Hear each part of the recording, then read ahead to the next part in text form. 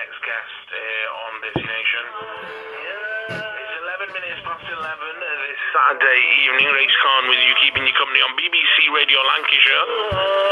Busy Nation, keeping you company all the way up until 12 o'clock midnight this very night.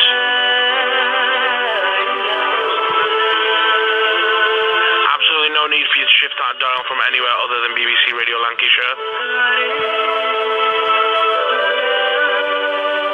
It's been a night of paying tribute to people this evening, I must say. Om Puri at the top of the show.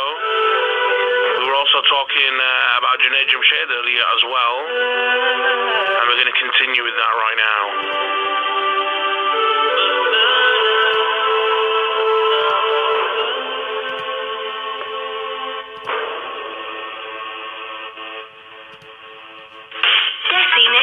With Raees Khan. Busy Nation. On BBC Radio Lancashire. 12 minutes past 11, and as I was saying earlier, we heard how the aunt of Najam Sheraz, Fawzia Kasuri, is touring the UK to mark her late nephew's work. Najam Sheraz was killed along with his wife and over 40 other people in a plane crash in Pakistan in December. Well, now his longtime friend and fellow artist Najam Sheraz is taken to the stage to pay tribute to the singer turned man of faith. The Journey of Allah tour is coming to the Northwest next week with a stop at Rochdale's Castlemere Banqueting Suite on Friday the 27th. The non-profit event will see Najam performing Islamic devotional music as well as offering up some motivational reminders. And I'm pleased to say that Najam Sheraz joins me on the line now. Welcome to the program, Najam. Hello and Assalamu alaikum. Wa alaikum salam. Thank you very much for joining us.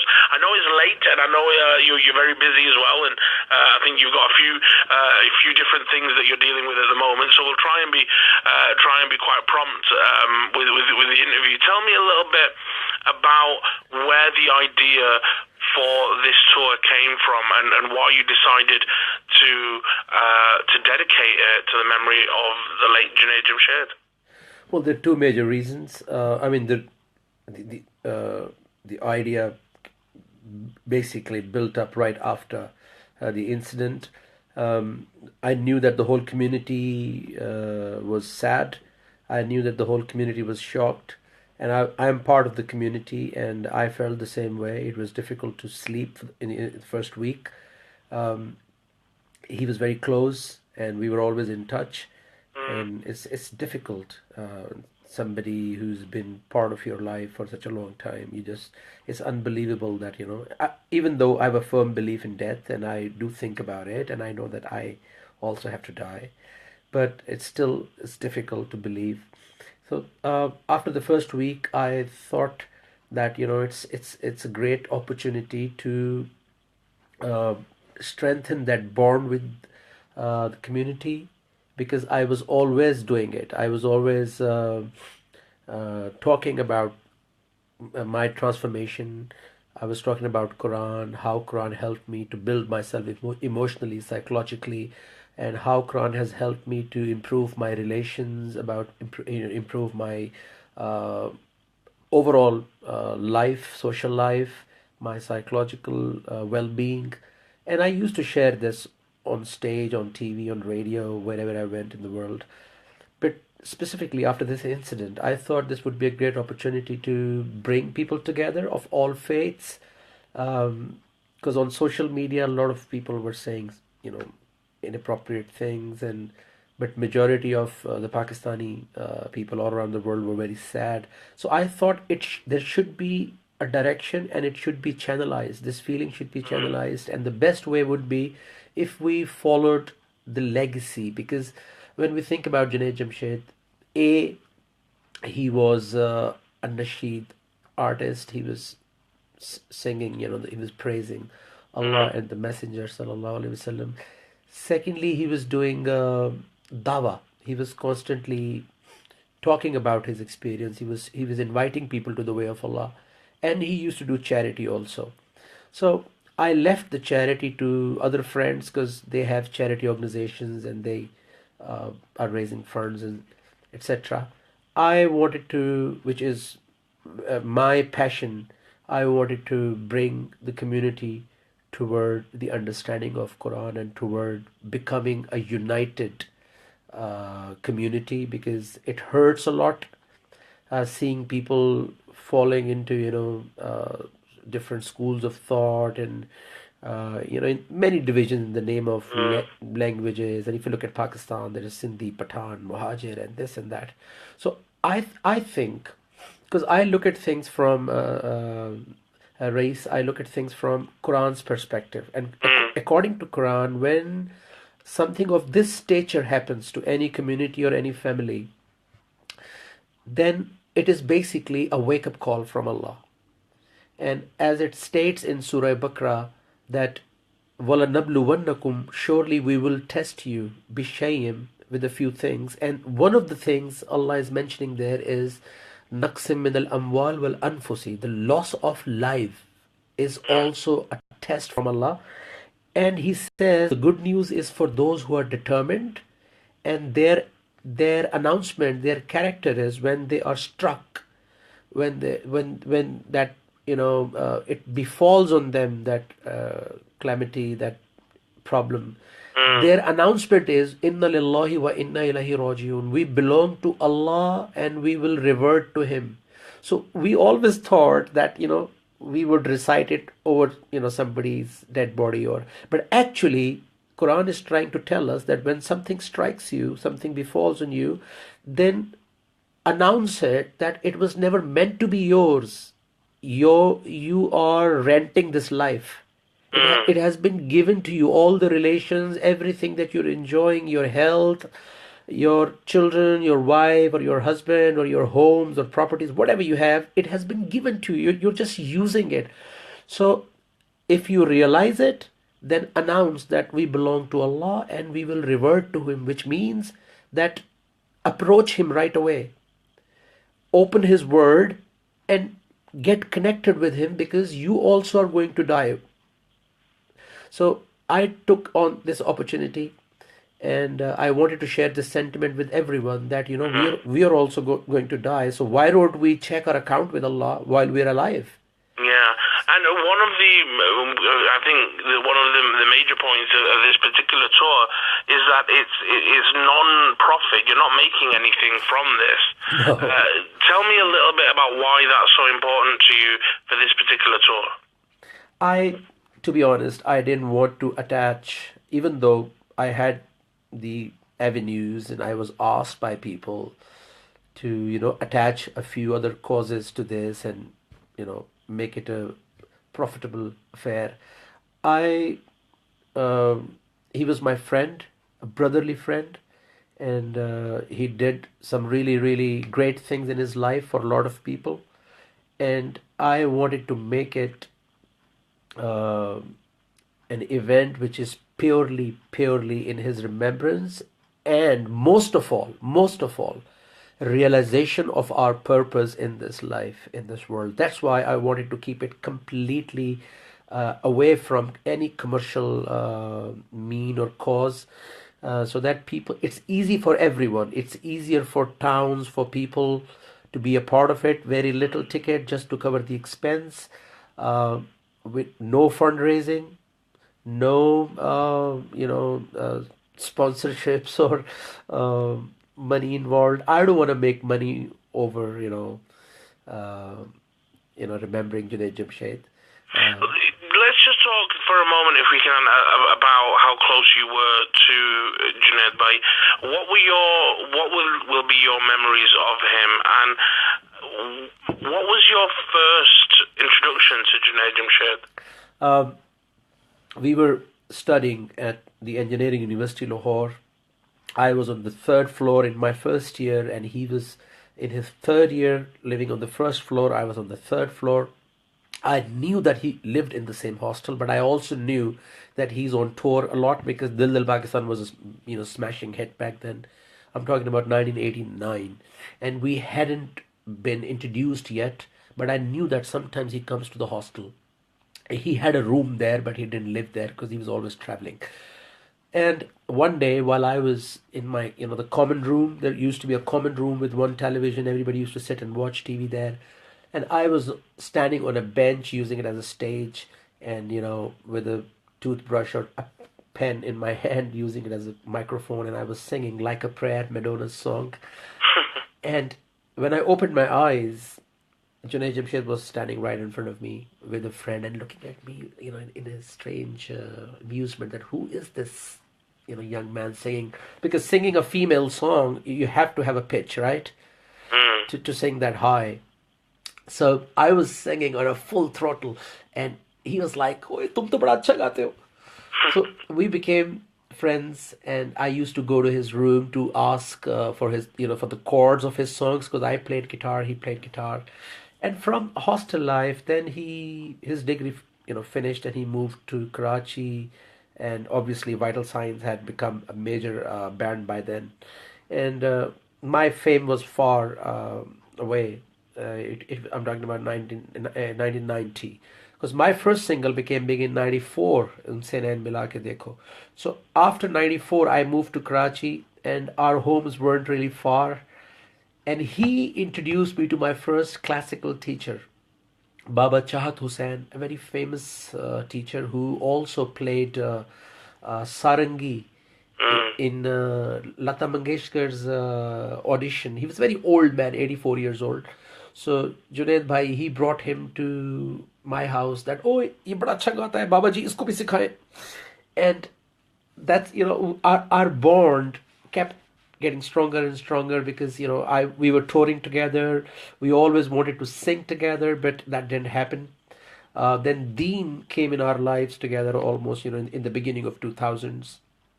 I started studying Quran, and he started following Tablighi Jamaat. And then in 2003, when I recited "Na Tera Khuda Koi Aur Hai, Na Mera Khuda Koi Aur Hai," I persuaded him that, I am getting such a huge response from this hamd, and you should also, very respectfully, because he was always like an elder brother to me. So I suggested to him that, you should also use your voice, because a lot of people were angry that why he left music, and why he was giving statements that, I will not sing again, and because he was obviously a role model for a lot of people. So it wasn't it. I mean, possibly he was talking to his ulama, his teachers, and by 2005, then he recited his first naat, Muhammad ka Rauda Kareeb aa raha hai, and then he went on and on, recording many albums. Our I must say that our relationship after Deen came into our lives became even stronger, because we had a lot to share. We were fighting with our own nafs, with our own psyche, and we had similar issues. I was going to say, do you feel you were quite similar in terms of your kind of career trajectories, how they changed, and how religion and faith came into both of your lives? Do you feel that you were quite similar as artists? Look, being every pop star, everybody in the showbiz will tell you, or you can tell, that what their what comes to them as as a byproduct of fame, and so same issues, party, and all that attention, and women, and all those things which any young man gets consumed by. And then when Quran hit me, and I got the answer of my biggest question, which I was asking a lot of people at my university days, that what is the purpose of my life? When Quran answered that question to me in chapter 67, verse 2, it says, Alladhi khalaqal mawta wal hayata, he who created life and death, liyabluwakum, so he may test you, ayyukum ahsanu amala, who does the best action. And I looked at myself and I said, well, all my life I was searching for this answer, that why was I sent in this world, and is this the answer? So basic that he's testing me if I do the best action. Then I looked into myself and I looked around, and I noticed that nobody says that I am a bad guy. Everybody portrays, even a politician who's made billions and billions of dollars, would always portray that I'm a good man. So it means it is in our nature that we know that the good is good. And that's why every mother sows that seed in every child's, psyche, that you have to become a good boy. But when we are growing up, somewhere along the way, we forget about it, that we were meant to be a good boy. And then everything eventually becomes what suits you, your right, your comfort zone, your priority. You become selfish, you become self pleasing. And that brings a lot of negativity, because life is not meant that way. You were supposed to be good. So I got the answer that, oh my God, uh, I have ruined my psyche. So that's where I think it became very interesting, because when you stand against your own nafs, and he was also fighting against his own nafs, with all the attention and money and fame and all that, it becomes more difficult when you have more to fight. When you have involved yourself in more, then you have to fight with all of that. So I think the best journey of my life has started after Quran came in my life, and I'm sure he felt the same way. Beautiful. You are coming to Rochdale on next Friday Right. with the tour. What can people expect from the tour, and where are you going after Rochdale? Where do you move on to? After Rochdale, next day is Huddersfield, by the way, Mm-hmm. with Radio Sangam. So um, people must come with one main purpose, that it is going to be a life changing event, because life changes when we open ourselves, and we look at the mirror, and we look at the reality where we stand. And only those make a change who are honest and sincere with themselves, who are brave enough to look at the picture and realize that, yes, I haven't really utilized myself. I haven't really done justice to this life. I haven't done justice to this wonderful opportunity that Allah has given us. So a lot of people look at the reality and look away. They don't get anything. They, enjoy the life, or enjoy the stress, I would say.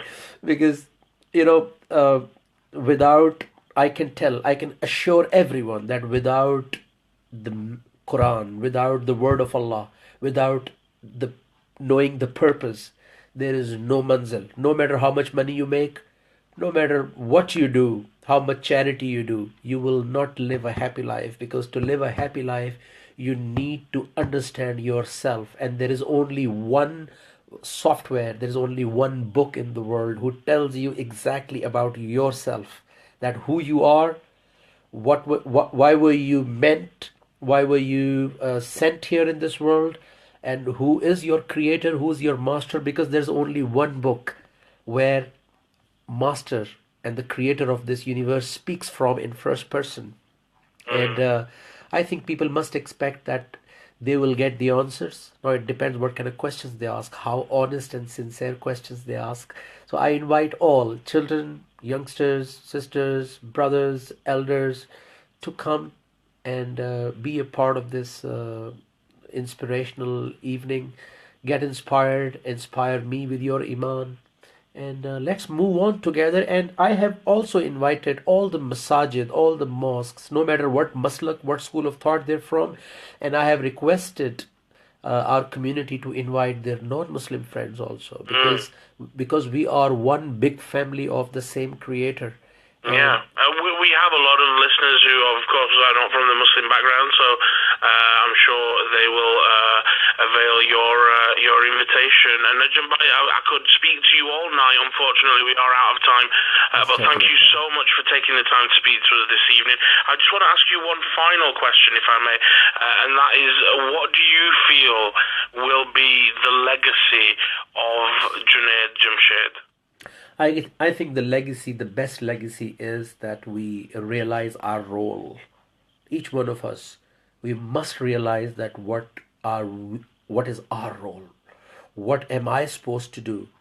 Because his death in such a shocking way and his life, the way he lived his life, if you're inspired by that, and if you're inspired by the respect he received as a martyr, then you should also ask yourself that what are you doing? If it were all about raising children, making money, sleeping, reproducing, then animals are better off doing all those things because they don't have any accountability, they don't get stressed out.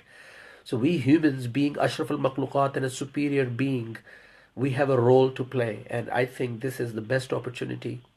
If you are shocked and you have experienced this grief, and you think that you have thought about death, because usually we don't talk and think about death, then I think we must realize that we have a role to play, we have a purpose in this life, and it is never too late.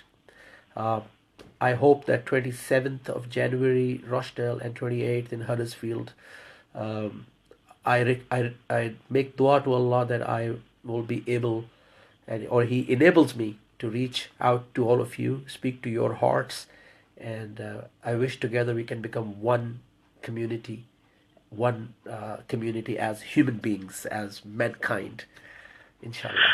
That is a beautiful sentiment. Thank you very much for joining us this evening, Najam Sheraz. It's been wonderful speaking to you, and I hope next time you're in the Northwest on a Saturday night, I hope that you'll come into the studio and we can have a longer chat in person. Inshallah, Raees, it's always great to chat to you, man. Thank you. Thank you very much.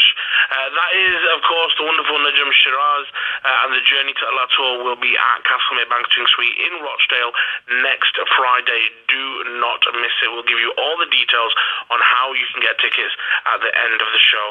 Before we go anywhere else, though, this is the sound of Sajjad Ali and Bohemia. This one is Tamasha. Sorry.